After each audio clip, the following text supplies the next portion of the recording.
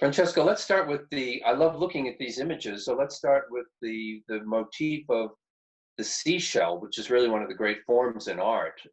It's the spiral, it's the inside out, it's all kinds of Fibonacci series of numbers. Do you want to talk a little bit about what that symbol means to you and how it functions in these watercolors?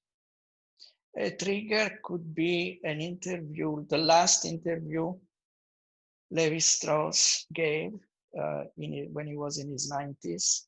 After studying human endeavor for a lifetime, he said that all he was left with was the impression you would receive if you looked at an empty seashell and you looked at the iridescence on the shell. And so the only memory that was left with him was the memory of some artifacts and of their grace. Beautiful, beautiful. There's also, well, in addition to the symbolism in Hinduism and Buddhism and practically every world religion, there's also the sound element. I mean, the seashell, the conch shell is possibly the first musical instrument. There's an oral quality to it, and I know that's important to you in your work, isn't it? Of course, all of these things don't come to mind when I make the work, but yes, it is absolutely true that the seashell is also the conch that the ascetic plays. And is also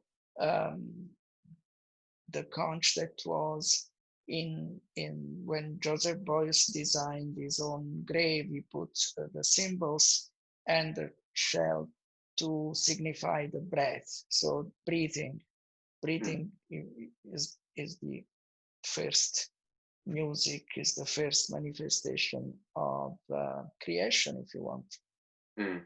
And you put the dates in all of these? I may do that for the rest of my life. This big intrusive dates. Maybe another trigger for this could have been that in the last year I've been looking at ukiyo-e, is that how you say? The Japanese prints, which are always filled with intrusions and bits of writing and all kind of sections that are patched into the image, and they create a disturbance, but I'm kind of attracted by this. It's a big help to art historians. I mean, the Zervos catalog is marvelous for that reason. In fact, the letters of Van Gogh as well, because you can really get down to within a couple of days of when something was done. It's a big help to us. Well, I've also been fascinated by that when I saw it in other artists, and when you see how much they could do in a few number of days. Yes. So, but it's an aspiration. Yes. To write down the dates. I also thought it might have something to do with the diaristic meaning of these moments, the exigency of this moment, that you're somehow marking these days. Yes, but the reason I said maybe I'll do it for the rest of my life is that I'm very keen on not accepting that these days are any different than the days that came before and the days that will follow. I think only the nature of our awareness has shifted, but the situation is exactly the same from the beginning to the end. It's always the same. That's but we won't go into that.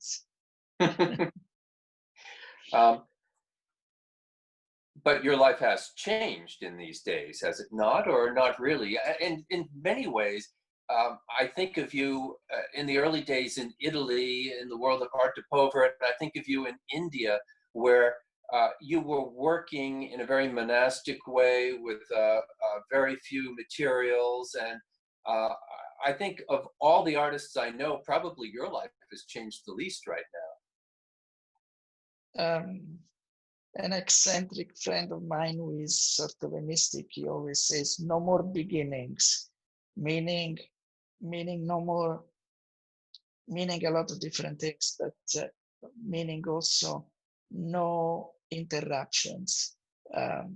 One should just be like water, just flowing, and without this crutches of a beginning, an ending, a completion, an ambition.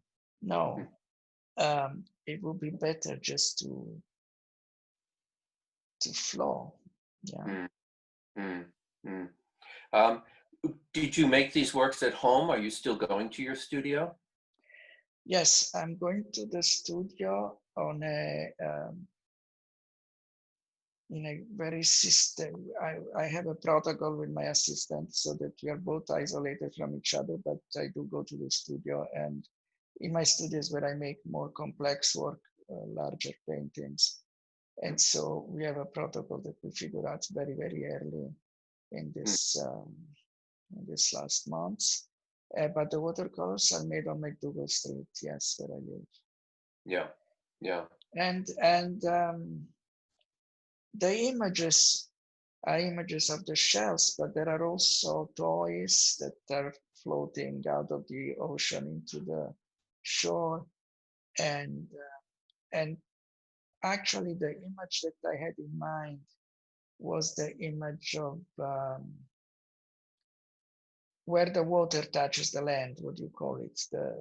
Just a line of separate the shore, but it's like the equivalent of twilight, the equivalent, a place that where the line is blurred, the line is not so defined, a place in between, which has always been a subject, maybe the subject of what I make.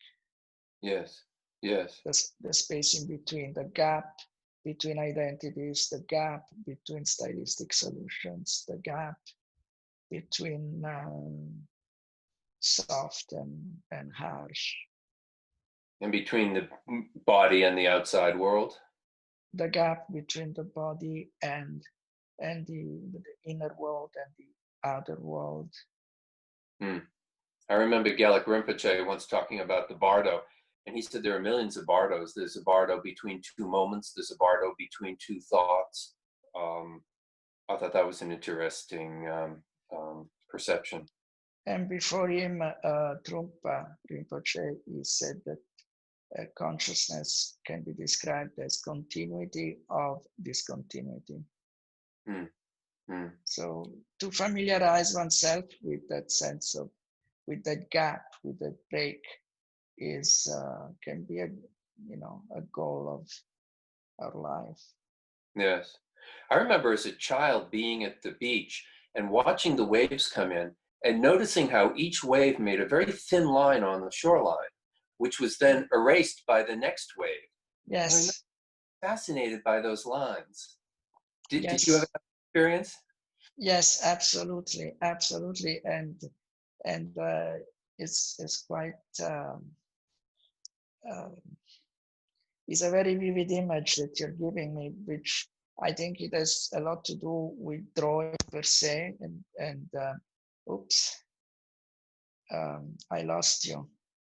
Okay. Can Well, hear me? did you? Yes, I can hear you fine. I can't see you. Did you touch something? No, I didn't touch anything at all. All right. Okay, I'm back. I'm back. We are back. We are back.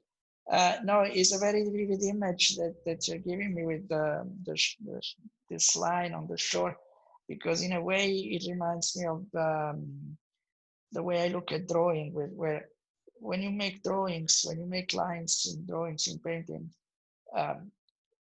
there is the literal line, the line you make, but also using that line, you're also suggesting other lines.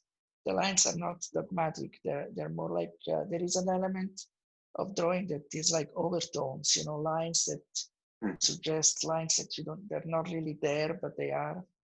And I imagine in watercolor, you're actually recreating that experience of an aqueous edge to things. yes, the balance between control and how would you call it, pronunciation. Yes. What else is going on in the studio? What else? What are you working on? Some large scale paintings?